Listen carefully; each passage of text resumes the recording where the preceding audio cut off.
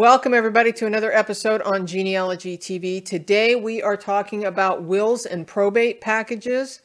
There is a lot to find. I'm finding that I can find additional records by using a combination of both Ancestry and FamilySearch. I'm going to show you how you can research these records for your ancestors both on FamilySearch and on Ancestry. By using that combination together, it's pretty incredible. So here's what we're going to do. First, if this is your first time here, my name is Connie Knox. I am a lifelong genealogist here to help you go further, faster, and factually with your family history research.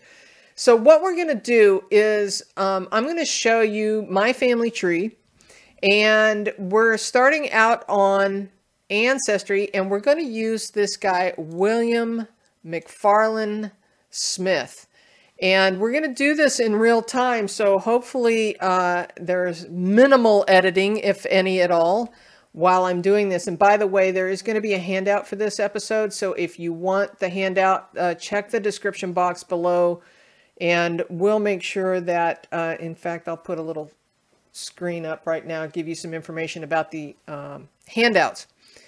So we're going to start with William McFarland Smith, and as you can see here, let me scroll in a little bit. He died September 2nd, 1923 in Wayne County, West Virginia. So with that in mind, we're going to do some research. Now there's several things you can do. First of all, before I get too deep into it, I want to show you something. If we look at a census record, any census record that shows you real estate value, let's see if we can find them on here. Of course, we're looking for a guy named Smith, right? Can't be any more harder than that. All right, so here's William Smith and his wife Harriet, okay, and they own their home and it's free of mortgage. That's what this means. I'm going to close this, make it a little easier to see. In fact, let me pull this up full so you can see the screen.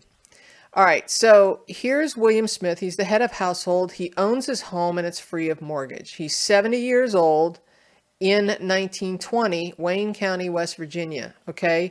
His wife Harriet, and he's got a 19-year-old daughter living with them. So, all right, this is all great information. Anytime that you find a census record that has a home value in it, then that is a clue that there might be a probate package to find, because if he died with even intestate, meaning he died without a will, there should be a probate package if he owned land at the time he died. Now, here's what we're going to do. We're going to do William McFarland Smith. Now, there's two ways you can go about this on Ancestry, and that would be to go straight to the search, right? It doesn't want to search. Let's try going to search and drop down to card catalog. Hey, even while recording, we have problems sometimes. All right, so this is the way I was going to show you anyway. So go to search, drop down to card catalog, and over here you've got court, land, wills, and financial. We're going to filter to that, and then we're going to filter to wills, estates, and records. I'm going to click on USA. He was in West Virginia, so I'm going to scroll down.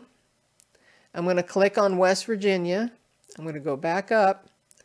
He died in 1923. Was that right? I'm pretty sure he died in 1923. So we're going to pick the 1920s just for grins and giggles. But actually, this part doesn't always matter, because if you'll see here, it's in West Virginia, for example, it's only showing Hampshire County. And don't let that discourage you, because I promise you there's more records to find besides that one county. So if we hit record count, this is a state level. There's 1.2 million records. There is a state level record set here. So the county really is irrelevant. We don't have to drill into the county. In fact, I'm not even sure I need this at this point, because this whole record set is what we're drilling into. So I'm going to right click and I'm going to open in a new tab, and then I'm going to come into this record and I'm going to start typing William McFarland was his middle name. There he is. And I am going to pre-populate that with that information. Now, it does have his death information in here, which is cool. Now, one of the things that I want to point out here is if you browse this collection over here, you can see all of the counties over here. So if you really want to get into doing targeted research, you can see the individual record sets within the record set, right? So let me pull this up full again so you can see it better. This whole set, so if you know the will book or something, you could go straight to the will book here. So be mindful of that as we are doing this. So we're going to hit search, and it's thinking, and now we have 671 results. Now it's not William Clarence, right? It's not William P. We're looking for William M. Smith, and you can tell I've already looked at these records. So William, remember William in any of your ancestors could be abbreviated. So we have William here, WM for William, William M. Smith. I happen to know this is the right record. So I'm going to go ahead and jump in and show this to you so that you can see the record. All right, and I should have right-clicked and opened in a new tab. So what I'm going to do is I'm going to go back real quick and see if that will reload the way it was. Yes. Okay, so I'm going to right-click. I'm going to open in a new tab, and the reason why we do that is so that we can preserve our list. And I want to right-click and open this one in a new tab. And this is the record. Okay, so I'm going to drill into this record. We've already got some information we know is matching up. And so here we have a fiduciary bond, basically saying that these people will do the job that they're supposed to do as administrators of this will. So this is one record we want to save. We would do that from here. I've already saved it to him in this record.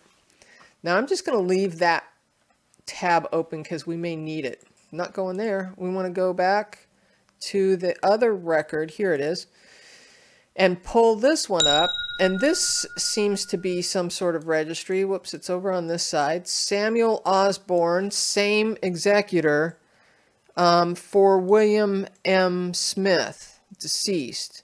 This doesn't give us a lot of information. In fact, I went forward and backwards. But it is a listing, and I guess it was intended to be filled out at some point, but that's as far as they got. So this one doesn't help us a whole lot.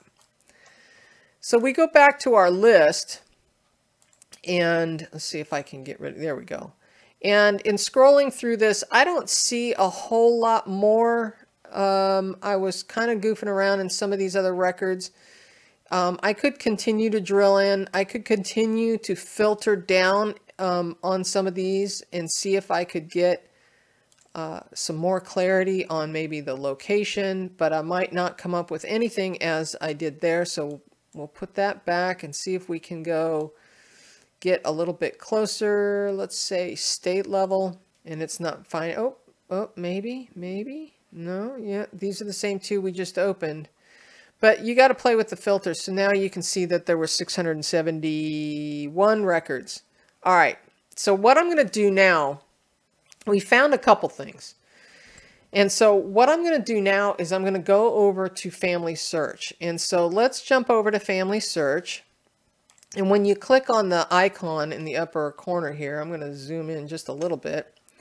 And you scroll down, they keep changing the home page on me every time I do one of these videos. Now, you want to see this view experiments. This is the new way of doing this because this is fabulous. Now, I ran into this earlier. They must be updating it right now, so I can tell you right now that I have the link for it. So let me go show you the link real quick. I've got it saved as a bookmark. So this is what it looks like when you get there. Okay, what we're going to do is we're going to put in, because it's a will, we're going to say last will and testament.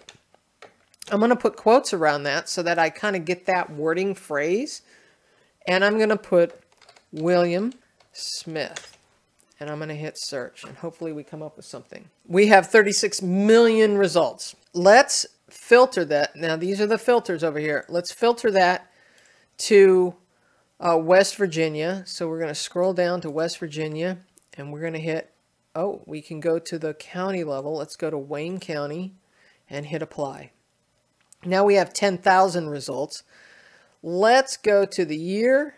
We're going to go 1900, and then we're going to go 1920s as soon as it pulls up. 1920s. Let me pull this up full so you can actually see it. And I'm going to hit apply.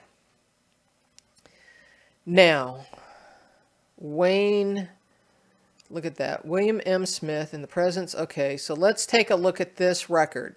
All right, so I'm going to right click. I'm going to open a new tab in case some of these other records might be him.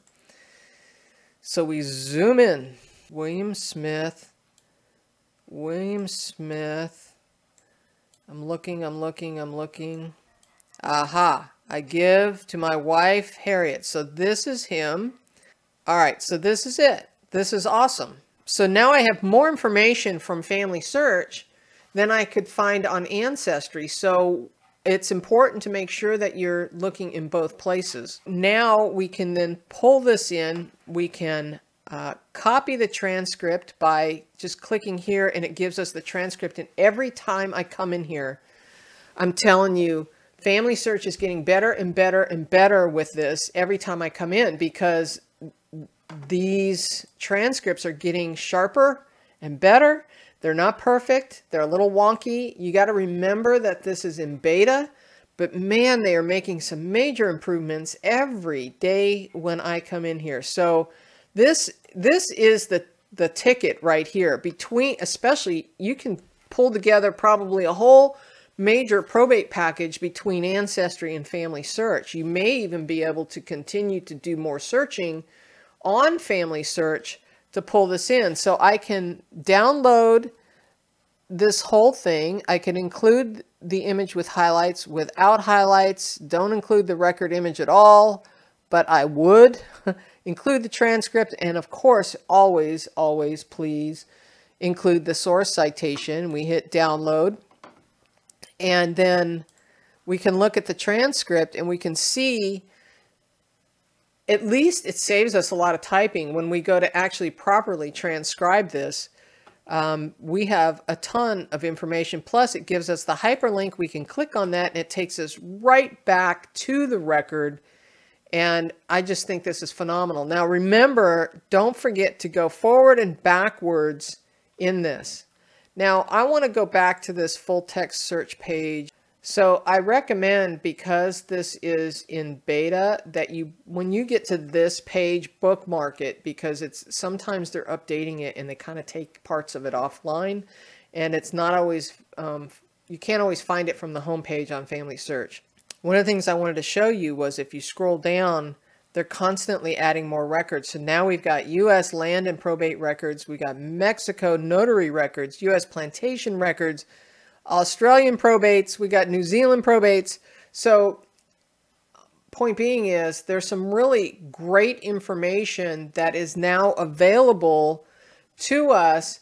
I hope that you can get in there and start looking for your probate packages, because the amount of information that you can find in those wills, oh my gosh, relationships and family members and where they owned land. Sometimes it gives you land descriptions. Then you can go look for the deeds.